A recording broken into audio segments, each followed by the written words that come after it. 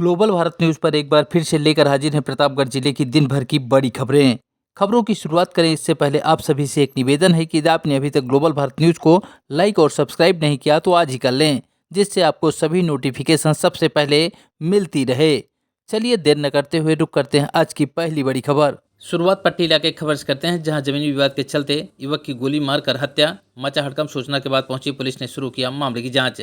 दरअसल पट्टी इलाके के मोहकरी गांव निवासी ओम कैलाश दुबे का पड़ोसी रिटायर्ड सेक्रेटरी रविंद्र दुबे से आबादी की जमीन को लेकर काफ़ी पुराना विवाद चल रहा था। ओम कैलाश ने कुछ दिन पहले ही रविंद्र के घर के पास दूसरी 3 बिस्वा आबादी की जमीन खरीदी थी। ओम कैलाश ने बुधवार शाम अपनी जमीन पर जेसीबी चलवाई। इस दौरान रविंद्र की भी कुछ जमीन का हिस्सा उसने खोद लिया। गुरुवार सुबह करीब 6 बजे ओम कैलाश के घर वालों से रविंद्र के बेटों का विवाद होने लगा। आरोप है कि इसी दौरान रविंद्र की लाइसेंसी बंदूक और पिस्टल से ओम कैलाश के 2 बेटों में छोटे 22 वर्षीय अमन को सीने में गोली मार दी गई।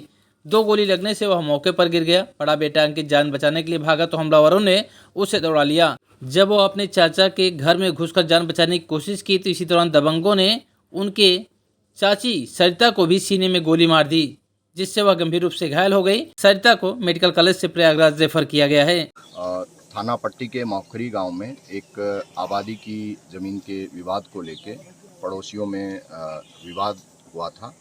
उसमें एक जो पड़ोसी था वो और उसके पुत्र और परिवार के कुछ लोगों ने लाइसेंसी असला और अन्य कुछ असला बताया जा रहा है, उसके द्वारा जो पीड़ित परिवार है उसके ऊपर फायरिंग की, जिसमें एक 22 वर्षीय युवक की मृत्यु हो गई है और एक महिला जो है वो घायल हुई हैं। उनका इलाज एसआरएन में चल रहा है। उनकी स्थिति अभी स्थिर बताई जा रही है। मेरे द्वारा और हमारी जो फील्ड यूनिट और अधिकारियों के द्वारा इस घटनास्थल का निरीक्षण किया गया है। जितने साक्ष्य हैं उनको हमारी फील्ड यूनिट जो है वो कलेक्ट कर रही है और परिजनों से तहरीर प्राप्त की जा रही है। जैसे ही तहरीर प्राप्त होगी आगे की विधिक कार्रवाई की जाएगी। इसमें जो आरोपी हैं उनके विरुद्ध सख्त कार्रवाई पुलिस द्वारा सुनिश्चित की जाएगी।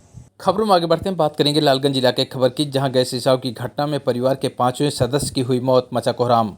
बता दें कि उदयपुर थाना क्षेत्र के भौरी सराय गांव में पखवाड़े भर पहले गैस रिसाव से लगी आग के चलते गंभीर रूप से झुलसे एक किशोर की भी इलाज के दौरान बुधवार रात मौत हो गई। अग्निकांड में झुलसे परिवार के 8 लोगों में से एक परिवार के मुखिया अशोक कुमार तथा 3 बच्चों समेत 4 सदस्यों की पहले ही मौत हो चुकी है। केजीएमयू लखनऊ में इलाज के दौरान बुधवार को 17 वर्षीय मृतक अशोक कुमार के पुत्र सनी की भी सांसें थम गई। हादसे में झुलसे 3 अन्य घायलों की हालत में सुधार बताया जा रहा है।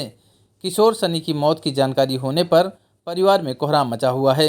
खबरों में आगे बढ़ते हैं, बात करेंगे लालगंज इलाके की अगली खबर, जहां अधिवक्ता हितों के लिए मजबूत संघर्ष की प्रत्याशियों ने भरी हुंकार। संयुक्त अधिवक्ता संघ के चुनाव को लेकर हुए दक्षता भाषण में भारतीय सेना के शौर्य को लेकर गूंजता दिखा जय घोष। बता दें कि लालगंज तहसील पार्क में गुरुवार को संयुक्त अधिवक्ता संघ के चुनाव के ठीक एक दिन पहले प्रत्याशियों के परंपरागत दक्षता भाषण में चुनावी गहमागहमी का माहौल दिखाई दिया। दक्षता भाषण की शुरुआत और अंत में अधिवक्ताओं ने ऑपरेशन सिंदूर को लेकर भारत माता के साथ सेना की गगनभेदी जय घोष किया। वहीं प्रत्याशियों ने अधिवक्ताओं के मान सम्मान और हितों के लिए हुंकार भी भरी। खबरों में आगे बढ़ते हैं, बात करेंगे कुंडा इलाके की खबर की, जहां बाघराय पुलिस ने 8 आरोपियों को किया गिरफ्तार, भेजा गया जेल। बता दें कुंडा थाने की पुलिस विशेष की टीम ने गुरुवार को अलग अलग स्थानों से 8 आरोपियों को गिरफ्तार किया है। दरोगा विनोद कुमार शुक्ला की टीम ने राजेंद्र कुमार शर्मा, रामराज शर्मा निवासी भाव भटपुरवा, जितेंद्र कुमार रमाकांत निवासी जमला मऊ, अवधेश नारायण शुक्ला, राजेश कुमार निवासी जालिमगंज बरौलिया के अलावा सुरेंद्र प्रताप सिंह निवासी पत्तूपुर तथा अमरेश उर्फ मोनू निवासी उमरा पट्टी को गिरफ्तार किया है। सभी के खिलाफ विधिक प्रक्रिया पूरी कर न्यायालय में प्रस्तुत किया गया। यह गिरफ्तारी बाघराय थाने की पुलिस द्वारा की गई।